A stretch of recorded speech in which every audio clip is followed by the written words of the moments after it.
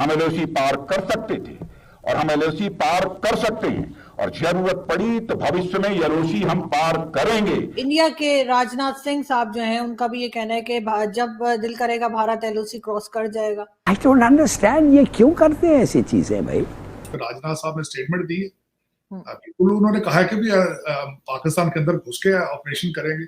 Statement made by the Indian Defence Minister on 26th of July in Ladakh. India's readiness to cross the line of control. हमें India से खतरा है कि कहीं India हम पे महदूद फौजी कार्रवाई ना कर दे या फिर हमारे से मुकम्मल जंग ना कर ले। इस वक्त पाकिस्तान की गवर्नमेंट डरी हुई है। वो कहते हैं कि हम एलओसी को क्रॉस कर सकते हैं अगर हमें करना पड़ा, लेकिन यहाँ पे आके बिल्कुल हर चीज फेल हो जाती है। क्या वजह, what are the fundamental reasons कि बॉर्डर की इस साइड पे बिल्कुल डिप्रेशन, बॉर्डर की दूसरी साइड है बिल्कुल दूसरा है। गिलगित बल्तिस्तान जो है वो 2024 तक इंडिया का पार्ट बनने जा रहा है। सर आर्मी चीफ तो कहते हैं हमें तरक्की से कोई रोक नहीं सकता, तो किस बात की तरक्की कर रहे हैं? या तो फिर कन्विंसिंग साथ आर्गुमेंट भी देना कि किस तरह रोक, आपको कौन रोक रहा है भाई? 76 साल से आपको किसी ने रोका है? राजनाथ सिंह साहब बड़े दबंग किस्म के आदमी हैं और बड़े एक्टिव आदमी हैं। 3-4 लोग हैं कैबिनेट के जिनको मेरे ख्याल पाकिस्तान में मोस्टली लोग जानते हैं, जिसमें एक राजनाथ सिंह साहब है, डॉक्टर जयशंकर साहब हैं और आप लोगों के इंटीरियर मिनिस्टर अमित शाह साहब हैं और यूपी के जो चीफ मिनिस्टर हैं योगी। सर तो बॉर्डर पे ये क्या करेंगे सर? टीटीपी की तरफ से भी जो जिस किस्म की हरकतें हो रही हैं, टैक्स पर टैक्स, और दूसरी तरफ इंडिया के राजनाथ सिंह साहब जो हैं उनका भी ये कहना है कि जब दिल करेगा भारत एलओसी क्रॉस कर जाएगा। कश्मीर के हवाले से उन्होंने ये स्टेटमेंट दिया है। आज है ना, वहां पे उन्होंने कारगिल पे विजय दिवस उनका आज उसकी कारगिल की 1999 की वो मना रहे हैं वहां पे 26 जुलाई, और उस पर राजनाथ साहब ने स्टेटमेंट दी है। बिल्कुल उन्होंने कहा है कि भी पाकिस्तान के अंदर घुस के ऑपरेशन करेंगे और उसके बाद ये, और पहले भी वो कई स्टेटमेंट्स इस टाइम दे चुके हैं। देखें कि हाउ दे रिएक्ट पाकिस्तान वाली साइड से। और आप उस जंग में उसमें भी नीचे हैं, आप कभी फैटफ की मिन्नतें करते हैं और कभी आईएमएफ की मिन्नतें कर रहे हैं। जियो इकोनॉमिक्स में भी आप फेल हैं ओरिजिनली, कभी फिर आप कह देते हैं कि we are victim of geo economics from IMF and China.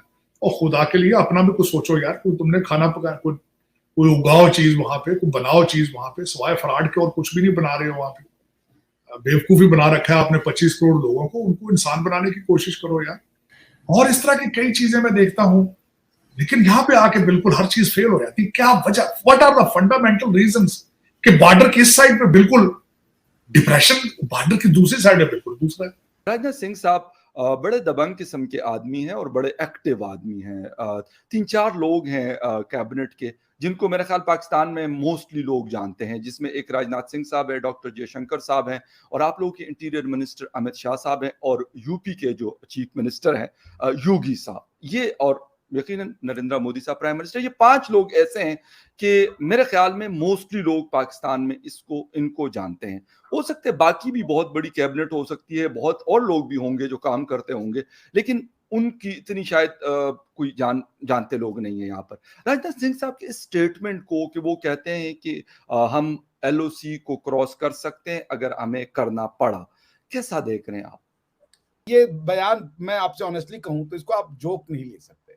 No, बिल्कुल भी नहीं डॉक्टर साहब। मैं आपको बिल्कुल शुरू में मैं जो वन लाइट नोट में कह रहा था वो एक अलग बात है, लेकिन ये तो पॉसिबल नहीं है। मतलब एक मैंने कहा कि बड़ा एक रिस्पॉन्सिबल पोजीशन पे एक बहुत बड़ा आदमी है राजनाथ सिंह साहब, कोई आम आदमी तो नहीं है हिंदुस्तान का। जी नहीं, मेरे कहने का ये मतलब नहीं था कि आप लाइट ले रहे हैं। मेरे कहने का मतलब है कि इसको उस रेगुलर, मुझे पता आप सीरियस ले रहे हैं, मेरा ये कहने का मतलब नहीं था।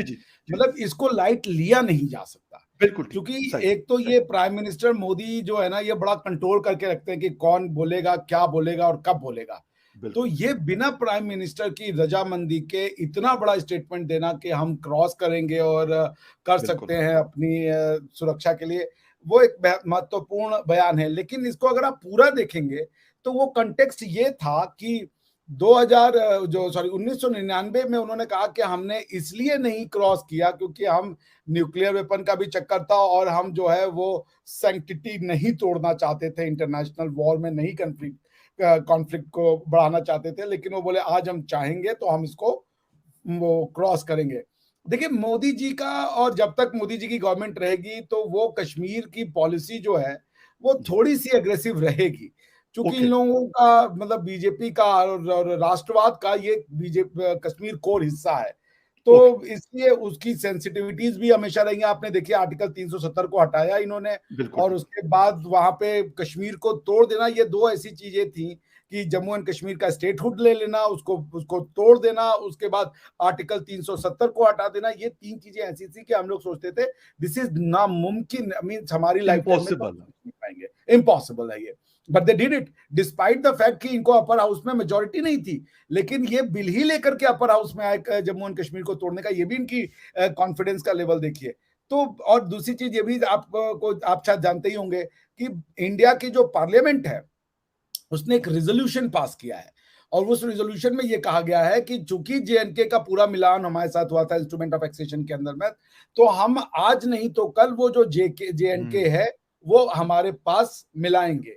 और आज अभी इन्होंने एक और बिल लाया है, उस बिल में जम्मू एंड कश्मीर में जो ये नया इलेक्शन करवाएंगे और मोस्ट प्रोबेबली स्टेटहुड को रिस्टोर कर देंगे जनरल इलेक्शंस के साथ में, तो उसमें भी उन्होंने ये कहा कि जो 23 सीटें हैं, टोटल जो सीटें इन्होंने काउंट की हैं डिलिमिटेशन में, उसमें पीओजेके की जो है 23 सीटें छोड़ दी हैं। उसको रखा है कि ये 23 सीटें हैं इसकी, लेकिन इलेक्शन सिर्फ इतने पे होगा क्योंकि उन 23 पे हम जब मौका आएगा तभी हम इलेक्शन कराएंगे। तो they I mean any Indian government would be duty bound.